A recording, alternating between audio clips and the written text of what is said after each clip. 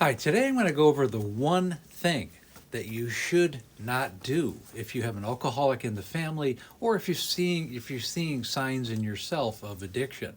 This one thing can be the difference between life and death if you do not do it. Hello again, my name is Andrew Culkin, and if you're new to this channel, I've helped thousands of struggling alcoholics, but most importantly, I've helped their families as well. If you would, click a link in the bio. We can have a conversation to see how I can help either yourself and your family members.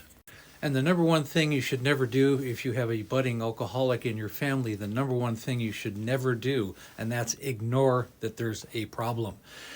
Thinking that it's going to go away by itself, thinking that the problem is going to solve itself, thinking the person might outgrow the problem, the exact opposite is going to take place. And unless you as a family member have the power to intervene and understand that you have that power, nothing's going to change. In fact, it's going to get much worse.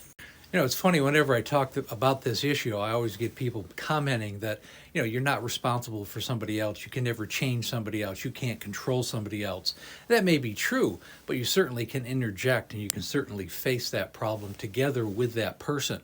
You're not responsible for that person, but you can be responsible for the way it affects you and the way it bothers you. You can control that. Now, the whole point of this video is to create awareness and to understand denial.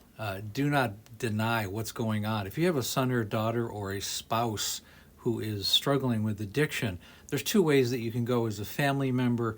One is to set boundaries for that person, to understand that you have boundaries. The other thing you can do, and this is very simple, is to become part of the solution and not part of the problem. I hope that makes sense. And again, links are in the bio, and thanks for listening. We'll talk to you again soon.